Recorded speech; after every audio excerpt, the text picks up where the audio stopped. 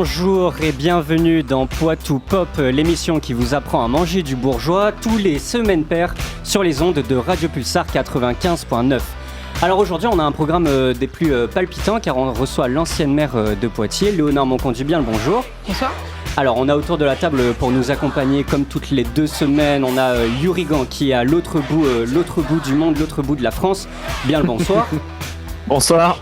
On a à la technique Edoui Pleiner, bien le bonjour. Bonjour. On a Arthur autour de la table qui nous prépare une chronique sur Cinémarx pour la fin de l'heure. Bonjour à tous. On a Yel qui est également autour de la table. Coucou. Bien le bonjour. Et Eden enfin pour conclure. Hello. Enfin bref, une équipe réunie aujourd'hui pour parler justement politique et ce qui s'est passé dans la ville de Poitiers avec les élections municipales, avec toi Léonore Monconduit, mais également ton bilan politique sur la ville de Poitiers. Et donc très souvent quand on reçoit une personnalité, on a pour habitude de faire une sorte de présentation, une sorte de chronique de présentation. Et pour cela, c'est donc Yurigan qui est en ligne avec nous, qui va pouvoir dès à présent commencer. Donc écoute Yurigan, je te laisse la parole. Ouais, merci Gabin. Alors bonsoir Léonore Monconduit, donc ancienne mairesse de Poitiers.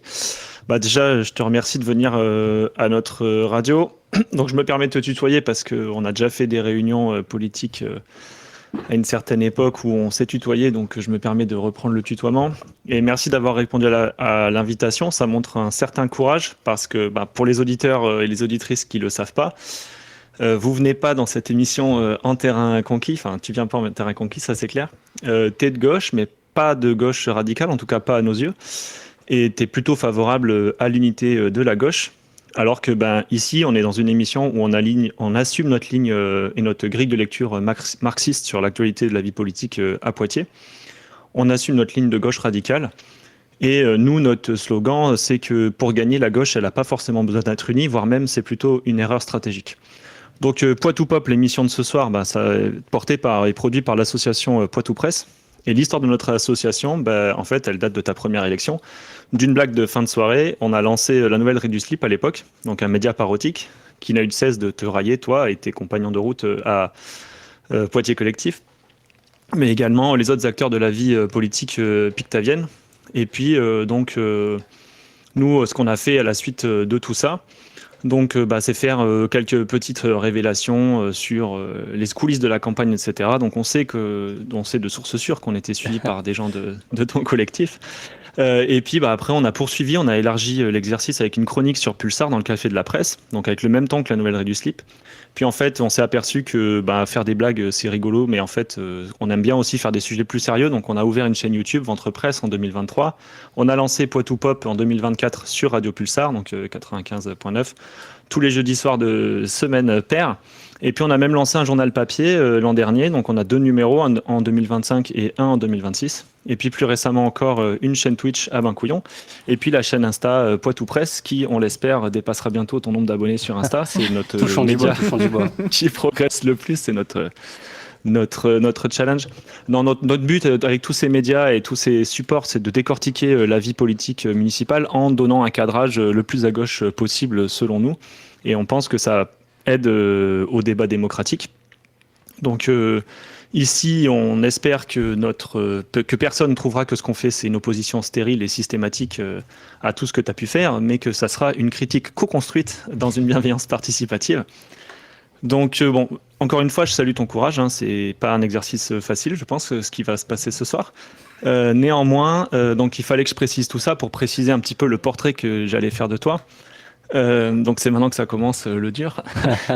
Donc c'est pas une affaire de personne, mais malgré tout, nous on considère que c'est important de comprendre d'où les gens sont et d'où les gens viennent pour comprendre ce qui les habite et comment ils sont mus, etc. Donc on a à peu près le même âge au final. Toi t'es né à Paris, t'as grandi à Poitiers. T'es une enfance de la petite bourgeoisie intellectuelle. Ton père était professeur de littérature à l'université de Poitiers. Et c'est donc assez naturellement finalement que tu fais une prépa lettres. Et puis ensuite, tu finis par faire un master à Sciences Po. Et donc, c'est une route toute tracée finalement pour un début de carrière en politique, avec d'abord secrétariat de campagne sur une liste d'union à gauche en 2014. C'était une union Europe Écologie Les Verts, PG, NPA, et puis d'autres gens. Et à la suite de ça, tu es devenu élu à la Nouvelle-Aquitaine dans ton parti, EELV à l'époque, maintenant ça s'appelle les écologistes, et c'était dans une alliance avec la majorité PS de Monsieur Rousset. Donc ce qui s'est passé par la suite, c'est que ton parti a quitté l'union de la gauche Ozon lorsque sa tête de liste a quitté le Parti des Verts. Donc voilà, ça c'est la lecture que nous on en fait. En tout cas, c'est concomitant temporellement. Et vous avez reconstruit une liste dite citoyenne, Poitiers Collectif, qui a été élue en 2020 et qui a fait de toi la mairesse de Poitiers pendant 6 ans. Donc finalement, tu as perdu, malheureusement, pour la gauche en 2026 face à Monsieur Brottier. Et donc, c'est pas forcément super fun parce qu'on va parler de la défaite et puis du bilan, mais ça, c'est important aussi pour nous de progresser.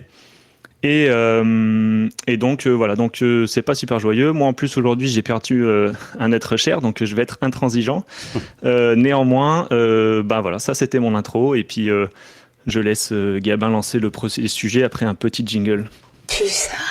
Nous sommes tous des Chavez, nous sommes tous des Morales, nous sommes tous des socialistes, nous sommes tous des communistes, nous sommes tous des écologistes, des trotskistes et même des libertaires. À notre manière, nous sommes tous cela, nous sommes des républicains avec passion, nous sommes de gauche quoi, de gauche en général et de gauche en particulier. Les étoiles en plus. J'adore quand de temps en temps tu me ponds des petites surprises comme ça quand tu nous mets des nouveaux jingles à mettre dans notre boîte à jingle. C'est un peu Jingle vieux, de 15 minutes.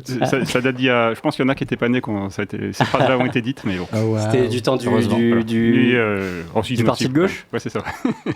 Déjà peut-être une réaction sur... tu as le droit de réagir par rapport à ce qu'on dit, à ce qu'on interprète par rapport à ton parcours ou pas? Non, merci pour l'invitation. Et puis, 2 fois dire que c'est courageux, moi, je le prends pas comme un... Oui, enfin, en tout cas, je n'ai jamais refusé une invitation. Oui, bien sûr. Et donc, et puis, vu les moments, les derniers mois, il y a eu des moments plus difficiles, que j'appréhende plus, en tout cas. Donc, il y a aucun... J'ai plaisir à être là et merci pour l'invitation. Ce qui témoigne aussi d'une ouverture partagée. Enfin, du coup, c'est cool. Juste sur la présentation, alors moi j'assume mon parcours politique et c'est vrai que sur la nouvelle Ré du Slip et Ventre Presse, on a pris cher ces dernières années, moi en particulier, mais après l'humour c'est politique et j'ai aucun problème avec l'autodérision, mais il y a quand même un petit point qui m'a un peu, qui me chagrine un peu, c'est qu'à chaque fois tu me présentes uniquement selon mon parcours politique, comme si j'avais jamais rien fait d'autre de ma vie. En fait j'ai toujours travaillé, sauf que j'ai arrêté de travailler quand j'ai été maire, mais j'ai bossé dans la coopération internationale pendant 5 ans, alors effectivement j'ai bossé que pendant 5 ans. J'ai fait une vie professionnelle complète pendant 5 ans puisque j'ai été élue très jeune, mais j'ai toujours tenu, même quand j'étais élue, à travailler en parallèle parce que pour moi, la politique, c'est pas un métier. Et donc, je viens d'où je viens. Voilà, familialement, on peut pas remettre ça en question, mais par ailleurs, je connais aussi le monde du travail. Merci pour ta réponse. Donc oui... D'ailleurs, tu es déjà venu sur Radio Pulsar dans Slamatouva une fois. C'était une surprise. Et oui, ici, ça se rappelle des archives. Alors, donc, c'est pas si ancien pourtant. Donc, du coup, on va pouvoir commencer à rentrer un peu dans le dur, notamment sur les élections qui se sont passées il y a 3 mois. Très récemment, tu as sorti une note de blog sur ton site internet pour parler de l'analyse que tu avais par rapport à la défaite. Justement, quel recul déjà tu as pris par rapport aux résultats, par rapport au résultat du second tour des municipales? La note de blog que j'ai faite, elle date déjà d'il y a un mois, je pense, quelque chose comme ça. Et en fait, chaque semaine qui passe après l'élection me fait prendre plus de recul sur les déterminants de notre défaite. Et donc, en gros, je ne redis rien de ce que j'ai écrit, mais plus c'est à froid, on va dire, plus j'ai de la distance émotionnelle avec ce qui s'est passé. Comme je le dis, alors ce serait difficile à résumer, mais je pense qu'à Poitiers, la situation, elle a cristallisé plein de phénomènes qu'on a pu constater au niveau national. Donc il n'y a pas, pour moi, selon moi en tout cas, et après franchement, je suis là pour confronter les points de vue et c'est aussi à travers les échanges que je complète mon regard. Mais je ne pense pas qu'on puisse dire qu'il y a une raison pour laquelle on a perdu à Poitiers. Je pense qu'il y a plein de facteurs qui l'expliquent. Chaque personne peut avoir un regard différent, mais qu'une seule ne réussit pas à elle seule à expliquer le pourquoi on a perdu. Donc, on pourra, j'imagine, rentrer dans certains détails. J'allais directement rentrer dans le vif du sujet, parce que justement, à un moment, tu écris « Ce résultat doit nous interroger sur ce que l'on aurait pu faire mieux, faire différemment ou mieux expliquer ». Est-ce que tu penses vraiment que c'est une question de mauvaise interprétation le fait qu'il y ait des gens à un moment qui étaient en désaccord avec toi. Certes, il y a la question des 30 km/h, de l'extinction de nuit, qui l'a cristallisé plutôt un courant de droite de Poitiers, avec des gens qui veulent rouler à 50 km/h. On l'a même eu ici sur les antennes sur Radio Pulsar lors d'une émission de matinale il y a quelques jours. Mais en dehors de ça, il y a eu malgré tout plein d'actions qu'on peut qualifier un peu d'antisociales, avec la volonté de fermer Édith Augustin, la crèche familiale. Est-ce que tu penses vraiment que c'est une question d'explication, le fait que les gens aient été en confrontation ou en défiance par rapport à ta politique? En l'occurrence, les exemples que tu mentionnes, c'est des choses... comment dire, Édith Augustin est toujours ouverte. Donc, oui, parce qu'il y a une mobilisation de près de 3 mois des CGT. Les caractéristiques de la gauche, c'est aussi d'écouter les mobilisations et de ne pas faire la sourde oreille lorsqu'elles se présentent. Voilà, donc, mais en tout cas, les gens qui en ont fait un déterminant de leur vote n'étaient peut-être pas au courant que c'était toujours ouvert, par exemple. Et en tout cas, les gens avec qui on a pu débattre de la situation d'Édith Augustin, en tout cas, peut-être à la marge, mais majoritairement, ils n'ont pas manqué au deuxième tour. Enfin, en tout cas, il aurait mieux valu avoir toi qu'Anthony Brottier, on peut tous être d'accord sur ça. Après, non, ça c'est dans la partie sur le bilan, c'est que j'essaye quand même sur ce résultat, il faut pointer les responsabilités, mais j'essaye de rester dans la posture de dire que la première responsabilité, c'est toujours la nôtre, en fait. Qu'il y a des choses... Enfin, forcément, si on avait eu un bilan... Poitiers, c'est une ville de gauche, globalement, et si notre bilan avait convaincu l'ensemble de la gauche, on n'en serait pas là. Il y a beaucoup de gens, j'ai beaucoup entendu des gens qui, alors... à tort ou à raison, mais qui considèrent que notamment les mesures écologiques ont été mal expliquées, mal comprises peut-être. Alors après, c'est hyper difficile d'inventer un récit positif pour ce qui concerne les mesures de transition écologique. Mais en tout cas, ça, j'ai beaucoup entendu que les gens n'avaient pas compris pourquoi on avait mis en place telle mesure qui concerne en particulier le quotidien. Donc il y a une question de communication, et c'est pas un gros mot pour moi que de dire ça, c'est de peut-être... interroger comment est-ce qu'on a communiqué sur ce qu'on a fait, est-ce qu'on a assez communiqué. C'est plutôt une question en fait que je pose plutôt qu'un avis arrêté pour le coup.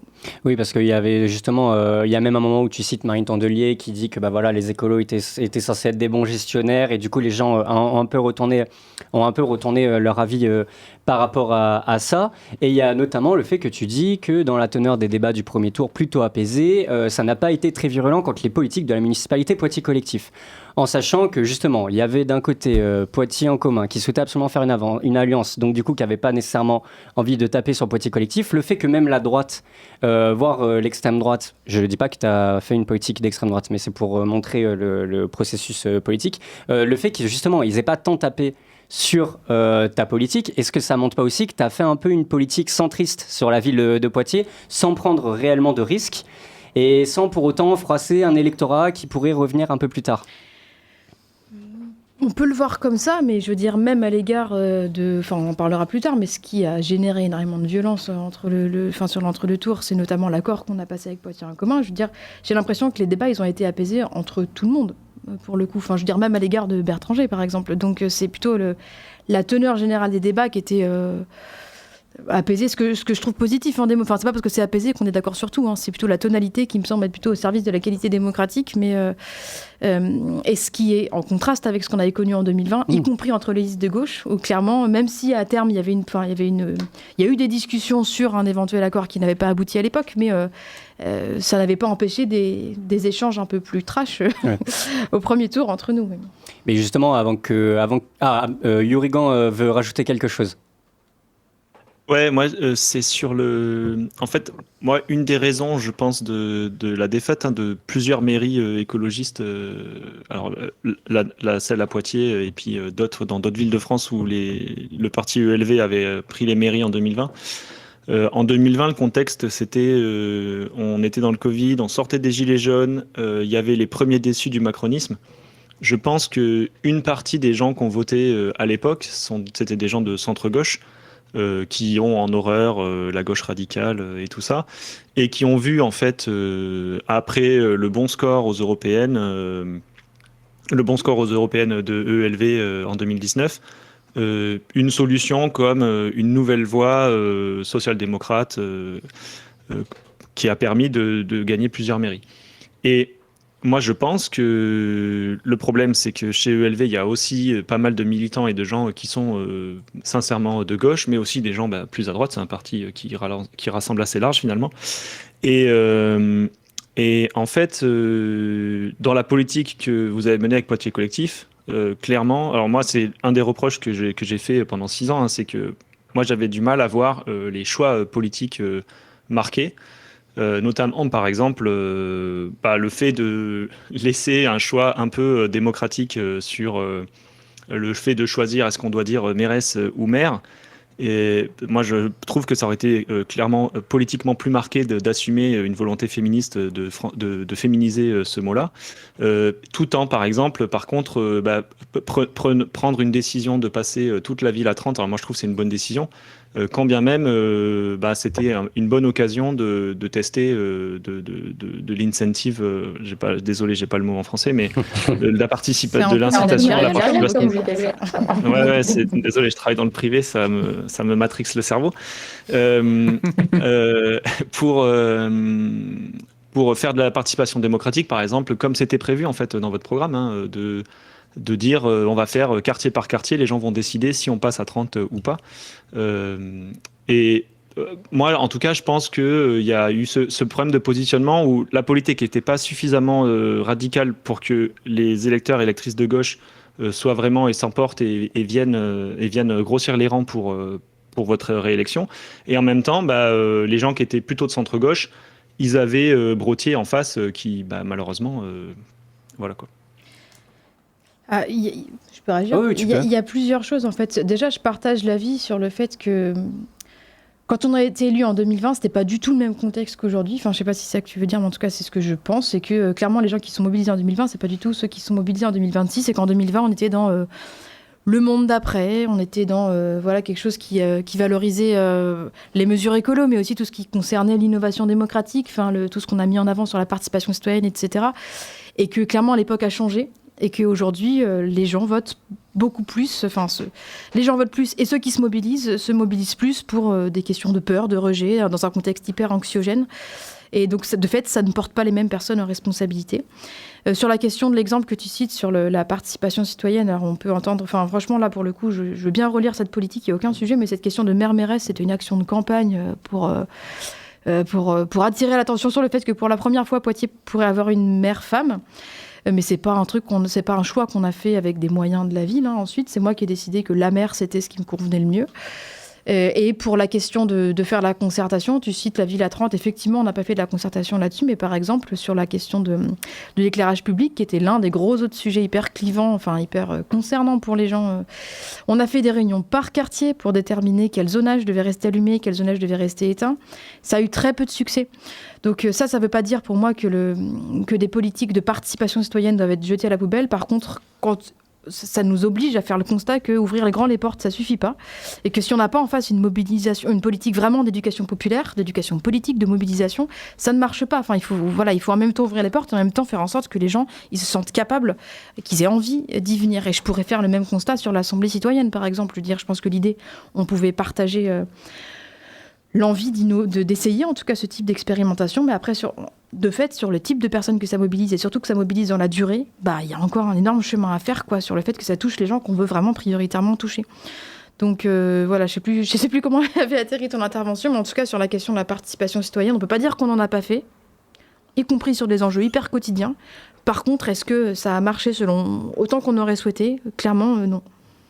Ouais, vu qu'au final, il y a eu ce truc à la fin de un peu un œuf vide, quoi. Genre, même les assemblées citoyennes. C'est ça le problème, bien souvent, d'ailleurs, dans les villes qui veulent mettre en place des assemblées citoyennes. Étant donné que de base, il n'y a pas de participation citoyenne, en fait, c'est les mêmes personnes qui vont décider, même si c'est déjà des militants qui sont convaincus, etc., qui vont y aller.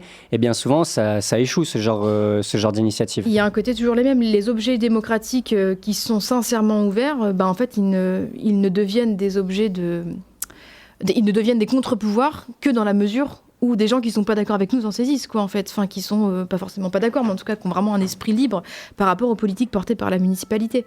Force est de constater que ça n'a pas toujours été le cas. Alors je nuance quand même un petit peu, parce que le droit d'interpellation, par exemple, qui a été mis en place par notre équipe, a permis à plus de 800 locataires d'Equidom de se saisir de cette proposition-là pour nous interpeller, pour interpeller Equidom et porter une parole hyper forte en conseil municipal qui a été suivie des faits, quoi. Donc, On reviendra dans Equidom sur Equidom dans quelques instants. D'abord, il y avait Edoui Plenner qui avait lui, pour une fois, c'est lui notre data center sur les statistiques d'élection. Non, alors, je reviens un petit peu sur des trucs un peu plus politiciens, mais il y a eu beaucoup de commentaires politiques qui ont été faits chez nos concurrents de la Nouvelle République, ceux qui ont usurpé notre nom, mais qui disaient oui, finalement, Madame Monconduit, elle a perdu parce que et Poitiers Collectif a perdu parce qu'il y a eu l'alliance avec Bartranger et Poitiers en commun, donc avec la France Insoumise parce que la France Insoumise qui est accusée de tous les maux, comme chacun sait.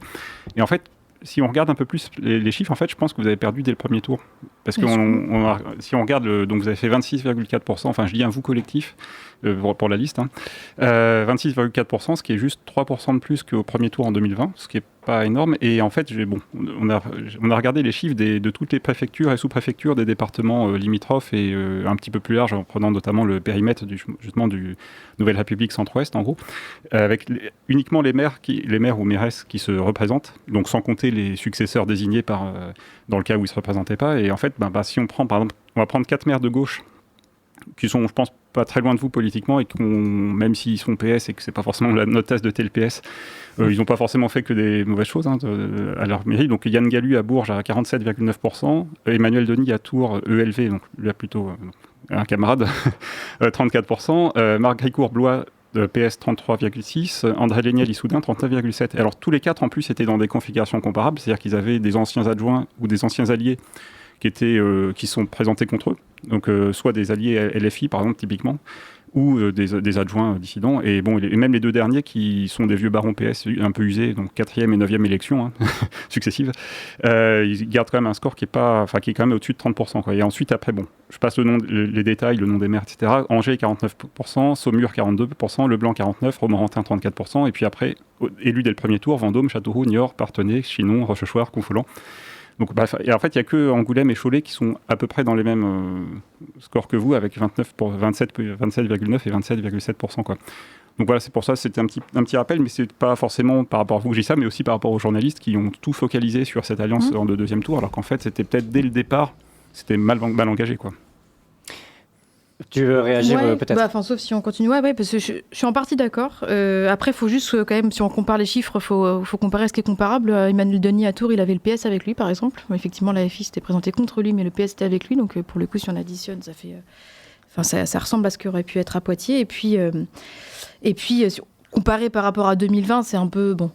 Je veux dire, si on compare par rapport à 2020, par exemple, on a doublé notre nombre de voix au premier tour par rapport à 2020, quand bien même on avait un partenaire en moins. Et en fait, moi, je suis en partie d'accord sur le fait que les gens qui disent que c'est une question, en gros, on a perdu à cause de telle ou telle alliance, la question, est-ce qu'on aurait gagné sans l'alliance avec Poitiers en commun ou uniquement avec une alliance avec le PS, je ne crois pas. Tout simplement parce qu'on n'avait pas assez d'avance et ça ne veut pas forcément dire que... Je veux dire, là, en gros, je fais une lecture, je ne suis pas là pour régler des comptes ou quoi que ce soit, mais en 2020, on avait 4 points de retard au premier tour par rapport à Alain Claes, on a gagné avec 7 points d'avance. Là, Anthony Brottier, il avait 3 points de retard par rapport à nous, il a gagné avec 7 points d'avance. Ce qui veut dire qu'en gros, la marche pour lui était plus petite que celle qu'on avait franchie en 2020, et donc ce qui veut dire que l'effet, en gros, un peu dégagiste, qui profite au deuxième, celui qui est le plus en mesure de dégager la maire sortante, aurait de toute façon bénéficié à Anthony Brottier. Donc effectivement, je pense que c'est ce qui me permet je partage l'avis sur lequel ce n'est pas les alliances, en tout cas pas elles seules, qui peuvent expliquer la défaite, quoi. Justement, cette question d'alliance, ça a été un sujet extrêmement cristallisant. Alors Poitiers en commun souhaitait une alliance de longue date. On sait que lors de l'entre-deux tours, ta base militante a refusé cette alliance, mais finalement, tu as dit « Ok, je prends mes responsabilités et je la fais quand même ». Est-ce que le fait d'avoir fait alliance aussi à la dernière minute, entre deux tours, dans la panique, en appelant au passage Place Publique, qui est avec Glucksmann, en appelant au passage le PS, est-ce qu'à un moment, c'est pas aussi compliqué de vouloir une alliance aussi grosse, de vouloir d'un côté une gauche radicale irréconciliable avec un centre droit qui est Place Publique et le Parti Socialiste? Alors, je veux bien, là encore, pas de réécriture de l'histoire, en fait. Juste, on a relancé la campagne de Poitiers Collectif un peu moins d'1 an et demi avant les élections. Et avant le lancement public, on est allé voir tous les partenaires de gauche, y compris la FI à l'époque, c'était pas encore Poitiers en commun, Donc, on n'en a pas fait Oui, mais ça a mené à rien.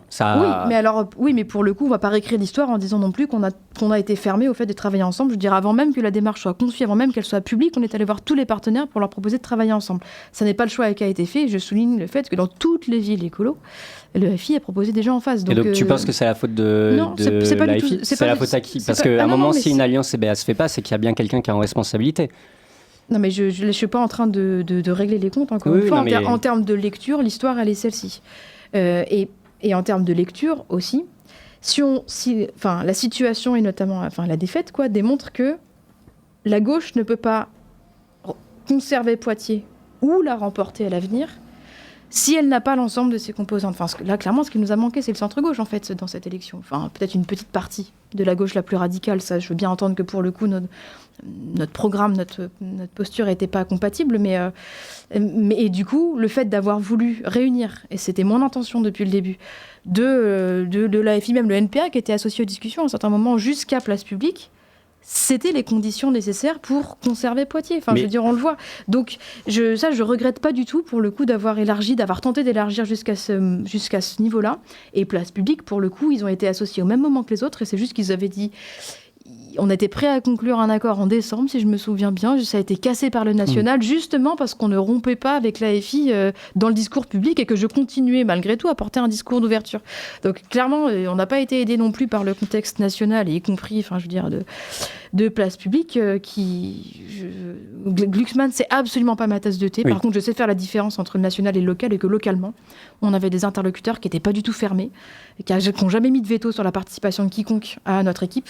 Oui, parce qu'ils cherchent aussi des sièges. C'est-à-dire que Place Publique est un petit parti qui a besoin de sièges, et donc il va gratter n'importe quoi. On peut le voir comme ça. Après, par exemple, Benoît Tirant, qui était avant-dernier de notre liste, je veux dire, il n'aurait rien eu à gagner personnellement à nous soutenir. Il ne voulait pas être élu. Donc c'était vraiment la volonté de tout faire pour conserver à Poitiers la ville à gauche. Je comprends votre lecture, mais ce n'est pas mon ressenti de l'intérieur. Dans tous les cas, au moment du second tour, il y a eu un problème justement de ta base militante, et aussi ça montre que les tensions nationales, comme tu dis, tu sépares beaucoup le national du local, mais ça montre aussi que les tensions nationales sur la manière dont on traite la politique nationalement a aussi des impacts localement, avec des militants qui refusent une alliance avec la France Insoumise.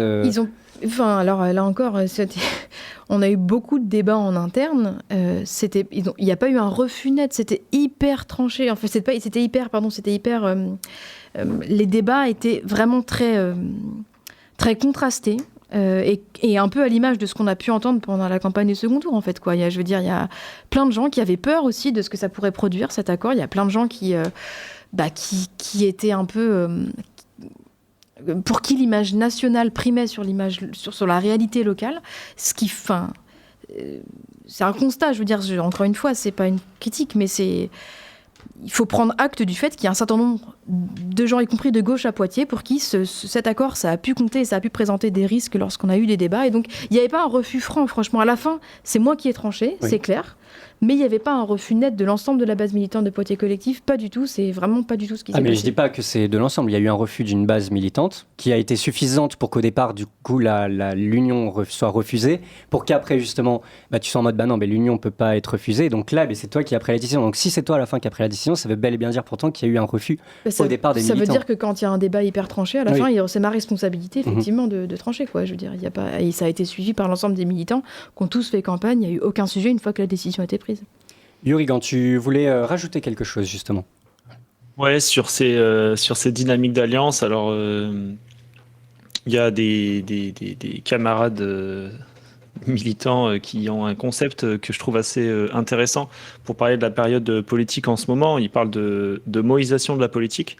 Donc, c'est-à-dire qu'il y a eu une ère, on va dire dans les années 2010 jusqu'à 2020, on va dire, où on avait un peu de confusion entre la gauche radicale et on avait des gens qui se revendiquaient un peu ce qu'on a pu appeler les rouges-bruns, c'est-à-dire des gens qui étaient à la fois qui défendaient une vision sociale de la société, mais entre guillemets entre les blancs, en gros.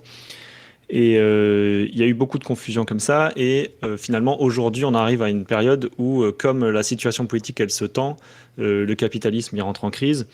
Il y a une redéfinition et un éclaircissement en fait des lignes et des positions, et donc la mer rouge-brune elle s'ouvre en deux, et donc il y a ce concept de moïsation qui, moi je pense, s'applique à peu près partout, et Et moi, si je reviens sur ce que vous avez fait avec Poitiers Collectif à la mairie, c'est encore une fois, je pense que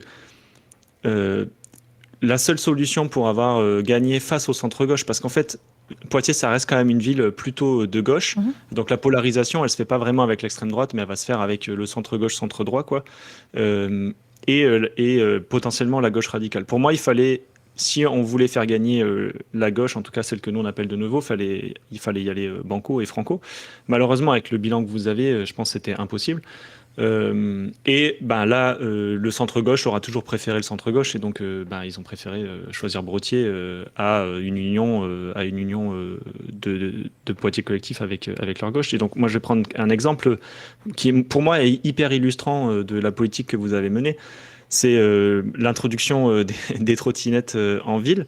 Donc pour moi, c'est une chose qu'il fallait faire, hein. Poitiers, c'est une ville qui a une topographie qui est assez usante quand on a potentiellement des problèmes de locomotion, ou même pas forcément, mais c'est juste usant parce que c'est pas plat du tout. Et donc introduire des vélos électriques et des trottinettes électriques en ville, c'est plutôt une bonne chose. Néanmoins, la manière qui a été choisie, c'est via un système d'une entreprise capitaliste qui vient faire son beurre en ville, alors qu'il y avait possibilité, à mon sens, de proposer une régie et d'élargir l'offre des vélos de la ville avec Cap Vélo, et pourquoi pas d'introduire un système de régie pour des trottinettes et des vélos en libre service. Et en fait, ce genre de signaux-là, il aide pas du tout à aller chercher sur la gauche, quoi. Et donc, à la fin, quand le moment du choix doit venir, en fait, forcément, les gens des quartiers populaires et la gauche radicale, ils vont un peu se désengager. Moi, par exemple, ça a clairement été mon cas, hein, quand j'ai vu que Poitiers populaire était en discussion pour envisager encore la grande alliance assez longtemps avant le début de la campagne. Moi, j'ai laissé tomber et je me suis dit je regarderai la campagne de loin, parce que clairement, c'est pour moi une stratégie perdante que d'imaginer qu'une alliance pourra de nouveau gagner face au centre-gauche, quoi. Et donc, moi, je pense clairement que si on veut que la ville... Aujourd'hui, on est dans une période où si on veut que la gauche gagne, elle doit être radicale, ou alors elle perdra face au mou, quoi. Ou alors face à la droite ou l'extrême droite, quoi. Mais à Poitiers, c'est assez particulier, comme je l'ai dit, il n'y a pas forcément de droite et d'extrême droite, donc la fenêtre d'Overton, on a de la chance. À Poitiers, elle est plutôt focalisée à gauche. Mais donc, voilà, moi, c'est un peu ça mon analyse, quoi. Tu veux réagir par rapport à ça ? Alors d'abord sur l'extrême droite, je pense qu'on peut pas quand même tout à fait dire ça. Enfin, pour la première fois, l'extrême droite est de retour dans le conseil municipal avec plus de 20% dans certains quartiers populaires, justement. Et franchement, c'est pas parce qu'ils sont pas aux manettes qu'on peut pas considérer que c'est pas un signal hyper inquiétant. Et je peux vous dire que si vous écoutez le conseil municipal, ils portent quand même des positions qui sont vraiment dégueulasses. Donc, il y a une extrême droite silencieuse. Pardon ? Il y a une extrême droite silencieuse un peu à Poitiers. Et je pense qu'ils vont pas rester silencieux longtemps, parce qu'il y a Gérard Jacquemin qui est dans le coin, machin. Enfin, en gros, je pense que, par chance, effectivement, ça illustre justement la moïsation, quoi. C'est-à-dire que même dans une ville comme Poitiers, où historiquement ils étaient faibles, oui, c'est clair. L'éclaircissement se fait, quoi. Et moi, ce qui m'interpelle aussi, et je reviendrai ensuite sur vous avez vu, si vous avez analysé les chiffres, entre le premier et le second tour, le candidat RN a perdu plus d'un tiers de ses voix au profit d'Anthony Brottier. Non, mais du coup, cette porosité me semble hyper interpellante sur le fait que les gens ne voient pas le problème, voient pas la différence, en tout cas peuvent voter à partir des mêmes motivations pour un candidat d'extrême droite ou pour un candidat de centre droit. Je trouve ça, je trouve ça très interpellant, et y compris ce que ça veut dire sur l'époque, en fait, politique. Et après, sur la seconde, ce que vous avez dit sur le fait que pour gagner, il faut une gauche plus radicale, c'est pas je comprends complètement la posture, elle se défend, et c'est la vôtre, et vous l'avez assumé en début de réunion. Moi, je pense que... c'est pas ce que je pense, en tout cas... Je dis pas que c'est pas ce que je souhaite, mais en tout cas, je pense que l'époque, elle est plutôt à...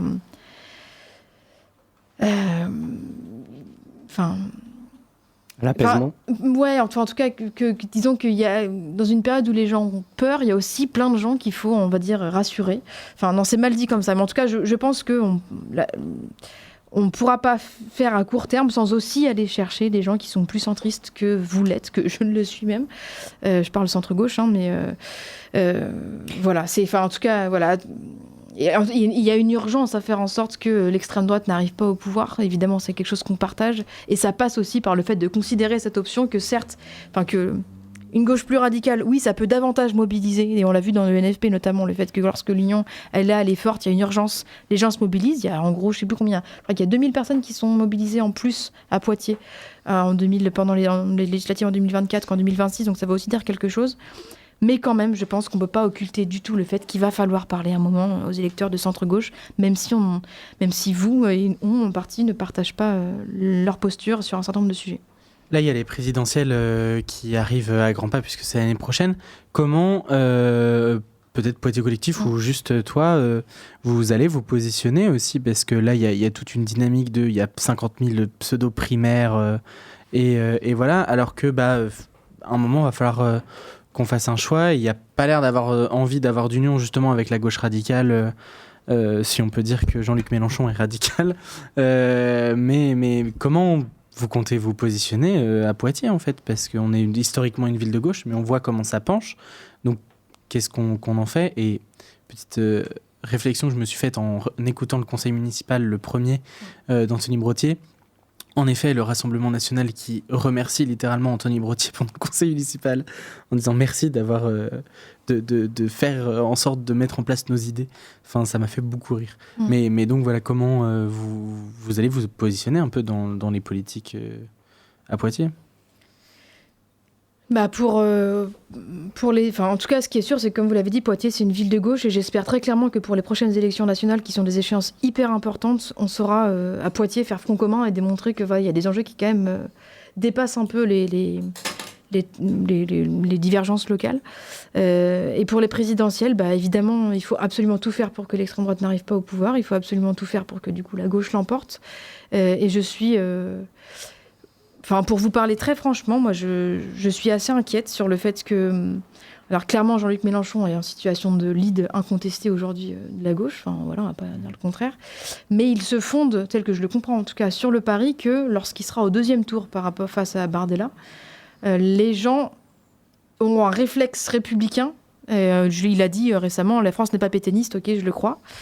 Mais c'est quand même un pari qui me semble hyper osé, notamment quand on voit le niveau de rejet suscité par, que sa personne peut susciter même pour des élections où il n'est pas candidat, comme dans des villes comme Poitiers, quoi.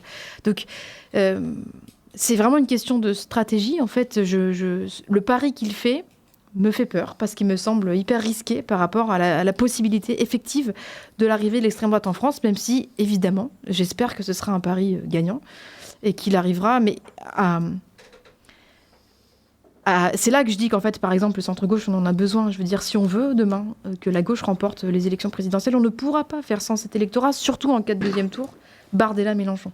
Il faut trouver une manière de leur parler, en fait. Donc je dis pas que c'est ce qui nous plaît à la base, mais il y a une urgence absolue sur laquelle il faut rassurer. C'est notamment pour ça que c'est hyper important qu'aux prochaines présidentielles, il y ait beaucoup de candidats, notamment de candidats de gauche molle et de centre-gauche, qui du coup seront des électeurs et des électrices captives en fait pour le second tour quand il y aura un second tour Mélenchon face à l'extrême droite. Alors évidemment, si c'est Mélenchon face à Hollande, là c'est finito, Hollande y gagnera, et probablement que la fois d'après, malheureusement, le Rassemblement national passera parce qu'ils auront encore tout détruit. Mais en fait, nous, notre analyse, c'est que face à une proposition raciste de résoudre la crise du capitalisme qu'on est en train de vivre, on a besoin d'une proposition forte et de résonance aussi forte de sortie de la crise capitaliste par la fraternité, plus de social, etc., qui soit d'une amplitude au moins égale, sinon supérieure,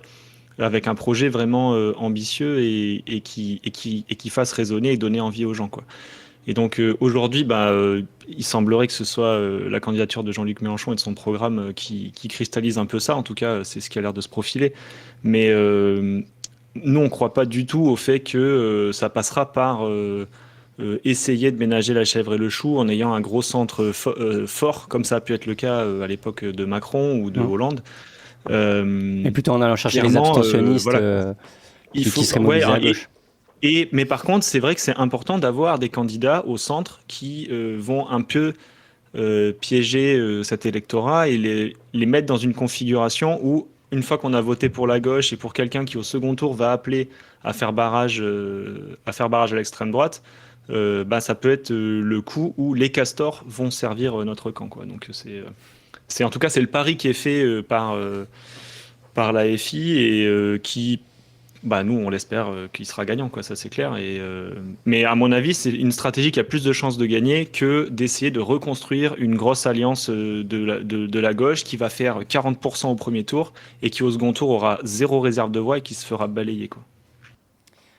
Je ne sais pas si tu voulais réagir à cette analyse plutôt la gauche que le centre, mais non.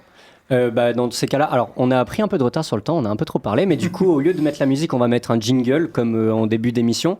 Et après ça, on pourra parler justement, ça va être au tour de Yael de faire sa chronique.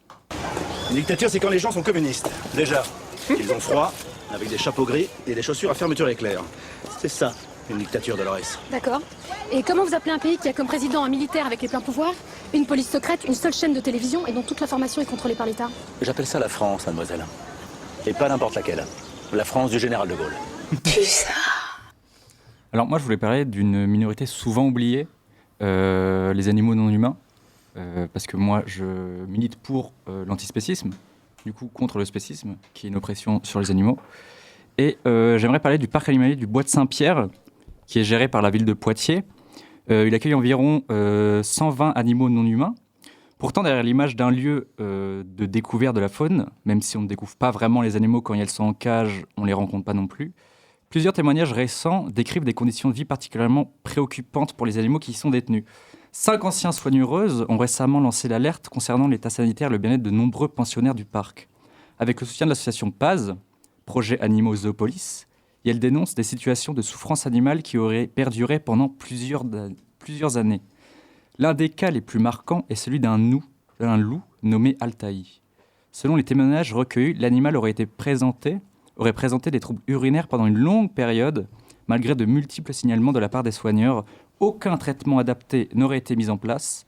Après environ 1 an d'alertes répétées, le loup serait finalement mort à la suite de l'explosion de sa vessie pour que, ensuite, son cadavre soit ébouillanté, sa tête ébouillantée et sa tête conservée comme trophée dans le bureau du parc. Et ce n'est qu'une horreur parmi tant d'autres dans ce lieu en termes de souffrance et de mutilation. Des questions sont aussi soulevées concernant l'acquisition de certains animaux, notamment via des annonces sur Le Bon Coin, ainsi que sur des transferts d'animaux dans d'autres centres plus à même de s'en occuper qui auraient été empêchés. Et la disparition même de 15 animaux inexpliqués selon Paz. Par ailleurs, la municipalité affirme avoir mis fin aux reproductions volontaires. Pourtant, les documents font en état de 27 naissances entre 2020 et 2025. En 2022, une réflexion aurait été menée par le départ des loups et des lynx du parc, notamment sous l'impulsion de Pierre Nenez et Pierre Rigolet, j'espère que j'ai dit bien leur prénom, élus en charge de la biodiversité et du bien-être animal. Mais même cette volonté répondait davantage à une évolution des attentes du public qu'à une remise en question des conditions de vie des animaux. La ville a également a engagé un diagnostic éthologique d'un montant d'environ 60 000 €, ainsi que différents travaux d'aménagement du Bois de Saint-Pierre que la municipalité avait prévu, budget 7 millions €. On peut voir qu'il n'y a eu pas de changement de 2022 à 2026. Au début de votre mandat, vous avez mis en place les vacances pour tous et le Bois de Vincennes apparemment en faisait partie. Vous avez déclaré dans la presse ne pas avoir été informé de problèmes particuliers sur le site. Dès lors, comment expliquez-vous qu'avec des investissements importants, des volontés de changement, d'infrastructures, des études sur le bien-être animal, des élus spécifiquement chargés de ces questions et de multiples alertes internes, la municipalité n'ait pas identifié plus tôt l'ampleur des difficultés dénoncées aujourd'hui? Considérez-vous que le mécanisme de contrôle et de remontée d'informations au sein de la ville ont failli, ce qui pourrait être pour aussi d'autres minorités qui vivent des violences? Et quelle responsabilité la municipalité était-elle prête à prendre? Alors, il y a beaucoup de choses à remettre dans l'ordre. Déjà, les éléments les plus récents concernant les faits de maltraitance animale, je peux vraiment attester que nous n'étions absolument pas au courant et que nous n'avons eu aucun signal d'alerte. Les 5 soigneuses en question, effectivement, ont interpellé suite à notre défaite. Je pense qu'il y a eu une espèce de libération, de la parole aussi. Non, c'est mal dit, mais en tout cas, de fait que une forme de conscience peut-être que les priorités allaient changer et que du coup, c'était le moment d'agir. Aussi des prises de contact avec Paz qui s'étaient fait pendant la campagne. Et nous avions eu, c'est ce que j'ai dit à la presse, de nombreuses alertes sur la manière d'exercer de la vétérinaire, qui était la chef des 5 soigneuses en question, mais jamais sur le fait qu'il pouvait y avoir des dérives quant à la maltraitance animale. Ça, vraiment, vous avez ma parole. Et effectivement, les faits qui dénoncés là sont absolument terribles. Et on peut pas dire vraiment que rien n'a changé depuis 5 ans. Enfin, je veux dire, cette question du bien-être et même de la bientraitance animale était vraiment une priorité pour les 2 élus en question. Le diagnostic éthologique il a été conduit en 2022 et suite à 2022, il y a des actions qui ont été mises en place, notamment l'agrandissement de l'enclos des loups, par exemple, notamment plusieurs aménagements qui faisaient en sorte que les conditions de vie des animaux détenus au Bois de Saint-Pierre soient plus conformes avec ce qui pourrait ressembler à un sanctuaire. En fait, c'est l'objectif à terme, c'était bien de faire en sorte que les animaux partent dans des sanctuaires, ce qui n'avait pas l'assentiment des équipes sur place. Clairement, on se bat aussi contre une culture bien installée du fait que quand on est professionnel dans un zoo, on n'a pas spécialement envie de voir les animaux partir. Sur la question de la reproduction des loups, par exemple, c'est absolument pas une consigne qu'on avait donnée. C'est arrivé. Voilà. Donc effectivement, sur le niveau comme vous le dites, le niveau de contrôle, il était peut-être insuffisant, ou en tout cas, ça a pu générer des décalages entre clairement notre ambition politique qui était réelle, nette, et qui, si on y retourne vraiment au Bois de Saint-Pierre, a montré des résultats, et ce qui a pu être révélé sur ces dernières semaines. Et sur les vacances pour tous, elles incluent bien le Bois de Saint-Pierre. Si vous allez aujourd'hui, il y a 2 bivouacs qui permettent aux enfants de faire des séjours en pleine nature, de dormir dehors, de manger dehors, et de découvrir la faune sauvage. Et ça fait vraiment partie des priorités de ça faisait partie des priorités de notre projet éducatif. Donc il y a quand même des choses qui ont été faites. Par rapport au Bois de Saint-Pierre, nous, vu qu'on a beau être une association, on a des petites sources un peu partout qui disaient qu'il y avait malgré tout des remontées sur des pratiques de la vétérinaire qui étaient pas forcément... Ils étaient un peu mal à l'aise par rapport à sa vision qu'elle avait d'exercer son métier. Tout ne remonte pas forcément jusqu'aux élus.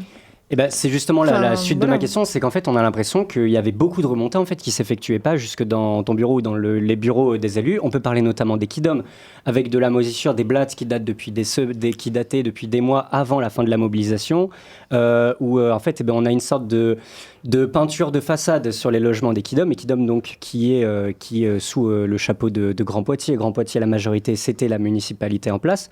Et donc, comment ça se fait aussi ? On peut ajouter ça à Equidom. Finalement, la maltraitance, elle est animale, mais elle est aussi humaine. Quand on a des enfants qui deviennent asthmatiques à cause de la moisissure, etc., comment c'est possible qu'à un moment, il n'y ait pas des grands travaux qui soient organisés, des grands projets qui soient faits ? C'est-à-dire qu'il y a des grands projets qui sont faits pour les rues, pour recréer des quartiers, etc. Mais pour autant, pour les logements sociaux, on a l'impression qu'il n'y avait jamais assez de budget, jamais assez de moyens qui pouvaient être mis en place.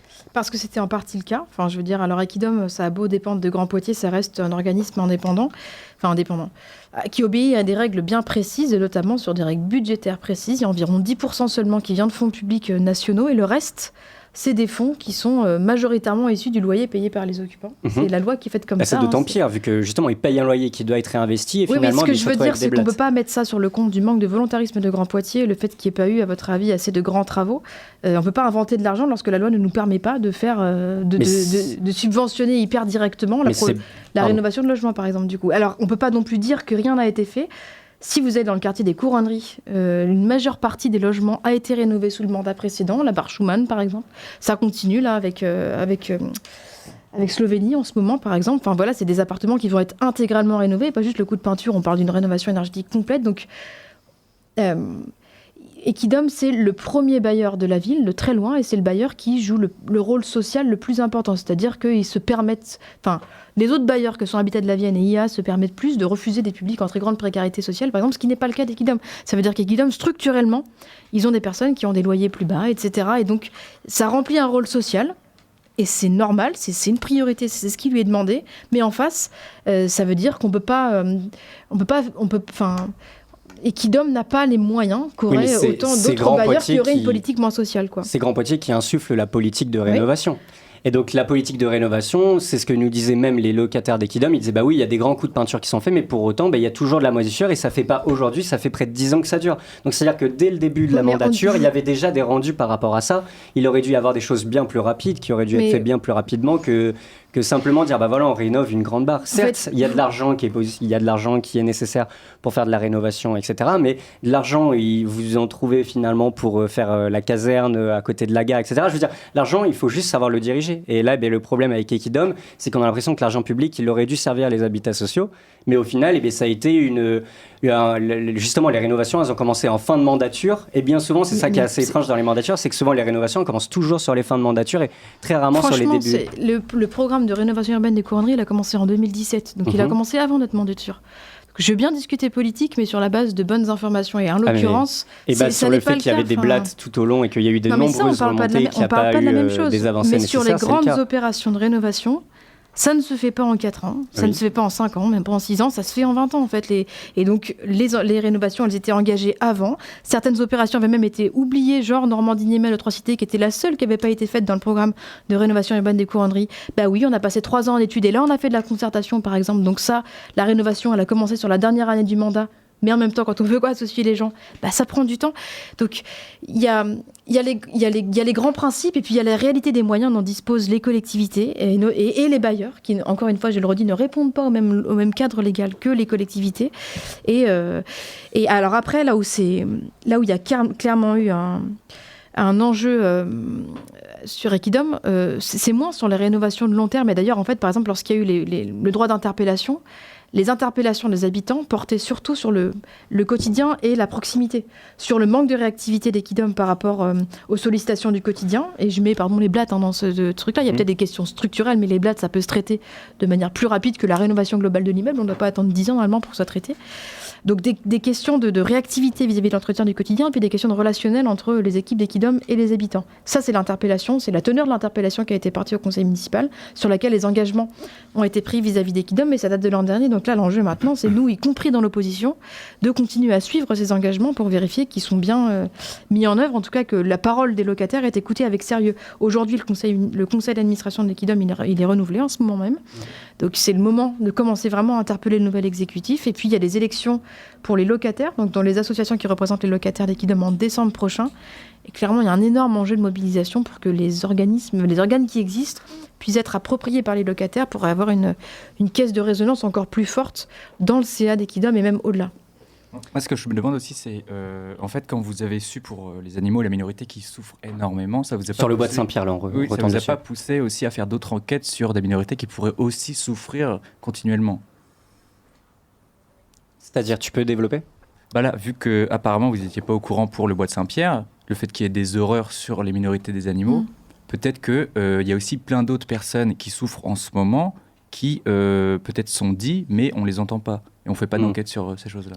Oui, c'est d'ailleurs la raison pour laquelle Equidom, finalement, ça n'avait pas fonctionné, c'est que on faisait pas d'enquête sur les gens, ou alors on écoutait très peu, et c'est pour ça que les choses sont arrivées très tardivement, et trop tardivement, et d'ailleurs, je pense que ça a aussi pêché sur l'élection, parce que ça a été un autre enjeu social, autre que Edith Augustin. Donc il y a aussi ce truc de pas écouter, finalement, ou pas voir, ou mal voir, ou être un peu dans un déni de réalité par rapport à certaines situations. En tout cas, on a fait la liste sur laquelle le nombre de locataires d'Equidom était le plus représenté, je pense. Donc clairement, on ne peut pas non plus dire qu'on était, complètement dissociés de la réalité des gens qui vivent dans les logements Equidom et que leurs paroles n'étaient pas prises en compte dans notre programme, dans notre préoccupation, dans notre manière de conduire le précédent mandat.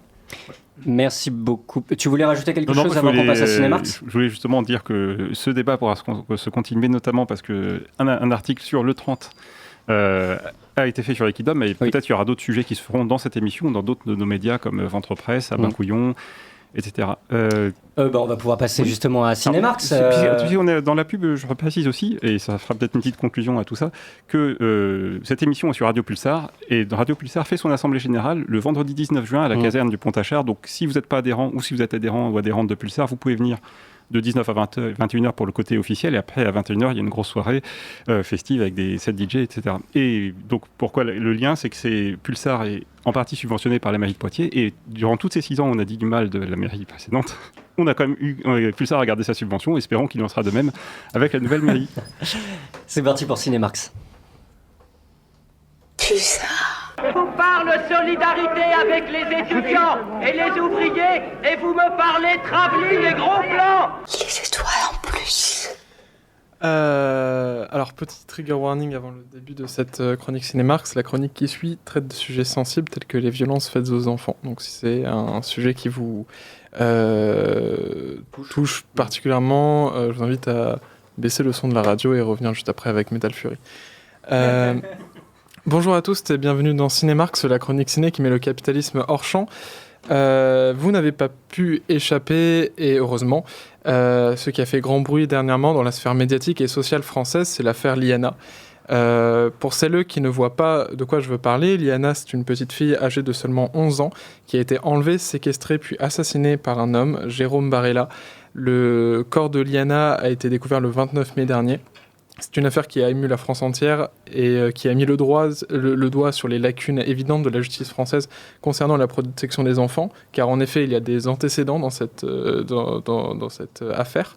9 procédures au total avaient été enclenchées contre Jérôme. Parmi elles, un signalement de la gendarmerie classé sans suite concernant une relation avec une mineure de 17 ans. Une plainte pour viol sur un enfant de 7 ans est déposée à son encontre, classée sans suite en mai 2024 comme infraction insuffisamment caractérisée. Et une plainte pour des viols en 2024 et 2025 sur Rosa, une fillette âgée de 10 ans. Plainte déposée par sa mère. Suite à cela, des examens médicaux sur l'enfant confirment la présence de lésions. Le suspect sera placé en garde à vue sans être auditionné. Comment ce pédocriminel multirécidiviste a pu passer 6 fois entre les mailles du filet de la justice française ? Eh bien parce que la justice française ne prend tout simplement pas les violences faites aux enfants, aux femmes, aux minorités, etc. suffisamment au sérieux. Elle ne les priorise absolument pas. Alors il y a aussi un manque de moyens qui rentre en jeu, c'est sûr, mais c'est un problème plus global, pour ne citer que les violences faites aux femmes. Déjà que beaucoup de femmes n'osent pas porter plainte concernant les violences qu'elles subissent. Les chercheurs estiment qu'en France, en 2024, 86% des plaintes pour agression sexuelle sont classées sans suite, un chiffre qui monte à 96% quand on parle de viol. Ces luttes contre ce système, ce sont les luttes de la réalisatrice dont nous allons parler aujourd'hui, Andrea Bescon. Mesdames et messieurs et tout ce qu'il y a au milieu, nous allons aujourd'hui parler de mon film préféré ever. Il m'a scotché quand j'ai vu au cinéma pour la première fois en 2018, Les Chatouilles, réalisé par Andrea Bescon et Éric Métayer. Tout d'abord, Les Chatouilles est l'adaptation de la pièce de théâtre de la réalisatrice, acclamée par la critique, Les Chatouilles ou la danse de la colère, un seul en scène où Andrea Bescon mêle jeu, danse et interprète tous les personnages. Les Chatouilles racontent l'histoire d'Odette, une danseuse professionnelle qui, au cours des séances avec sa psy, retrace sa vie depuis ses 8 ans, moment où Gilbert, un ami de la famille, commence à l'agresser sexuellement. C'est une libération de sa parole, la première fois qu'elle en parle à quelqu'un. On va citer au fur et à mesure du film à sa reconstruction. C'est un film qui sait à la fois être doux et en même temps profondément brut, au sein d'un sujet très grave. Le film et la pièce s'autorisent à quelques pointes d'humour, tout en ne se refusant pas à confronter le spectateur directement aux violences pédocriminelles. Les Chatouilles est un film dérangeant et compliqué à regarder. Il y a les violences physiques, oui, mais il y a aussi les violences verbales, que ça sorte de la bouche du pédocriminel, interprété brillamment par Pierre Delaronchamp, ou de la bouche de la mère d'Odette, non supportive envers sa fille, également brillamment interprétée par Karine Viard. Je tiens à spécifier également que les décors sont magnifiques, qu'il y a de très bonnes idées de réalisation, transformant les séances avec la psy en véritable voyage à travers les souvenirs d'Odette. Ce film est inspiré de la propre vie d'Andrea Bescon, victime de violences sexuelles et d'actes de pédocriminalité pendant son enfance, de la part d'un ami de ses parents. À l'instar de la pièce de théâtre, elle joue dans le film le rôle principal, celui d'Odette adulte. Quand on se renseigne plus sur sa vie, on se rend compte que Les Chatouilles est bien plus qu'un film politique, c'est une véritable catharsis. C'est cette œuvre qui l'a poussée à s'impliquer et à faire évoluer les consciences sur le sujet de la pédocriminalité et ses conséquences. Elle milite notamment pour l'allongement des délais de prescription. Comme le dit une victime dans le film, elle est où la prescription pour les terreurs ? Le 8 juin 2026, Andrea Bescon est placée en garde à vue pendant une nuit après avoir manifesté pacifiquement devant le ministère de la Justice pour dénoncer les dysfonctionnements de la justice française dans le traitement des affaires pédocriminelles, notamment dans l'affaire Liana. Elle y est violentée, son droit à voir un médecin lui est refusé, une plainte a été déposée. Le lendemain, elle reprend aux Folies Bergères sa pièce de théâtre en hommage à Liana. Les Chatouilles est un film important. Si vous en avez l'occasion, je vous en supplie, regardez-le. Le film est disponible en streaming sur la plateforme molotov.tv, en VOD et DVD un peu partout, mais très certainement dans votre médiathèque. Et tout aussi important, si vous souhaitez aller voir la pièce de théâtre à l'origine du film, Les Chatouilles ou la danse de la colère, la captation est disponible gratuitement depuis hier sur la plateforme France.tv jusqu'au 9 décembre. C'est là qu'on dit merci le service public. Eh ben, merci Arthur de faire la promotion du service public. Merci beaucoup à tous et toutes d'avoir été présents. Merci Léonore Monconduit d'avoir répondu à nos questions. On n'a pas pu aborder tous les sujets qu'on voulait. C'est le problème d'avoir que 60 minutes. Mais merci pour l'invitation. Mais oui, mais on en refera une au besoin, bien entendu, en espérant qu'Anthony Brotier réponde à la nôtre parce qu'on lui a envoyé un mail. On lui a envoyé un mail et il répond pas. Donc je vais en renvoyer un, et je vais aller toquer à son bureau un jour ou l'autre en mode s'il te plaît, réponds à notre question. Donc merci à tous et toutes d'avoir répondu. Si jamais vous avez plus envie de voir le travail qu'on fait, il y a le30.info, le compte Instagram Poitou Presse ou la chaîne Ventre Presse.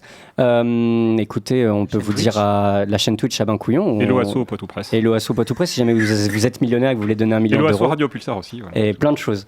Le podcast de cette émission est à retrouver sur le site de Radio Pulsar ou sur la chaîne YouTube Ventre Presse dès ce soir ou demain. On vous dit à dans 2 semaines pour une nouvelle émission avec Anthony Brottier. Croisons les doigts, sinon on verra bien. Merci Léonard Monconduit encore. Et tout de suite, c'est Metal Fury sur Radio Pulsar.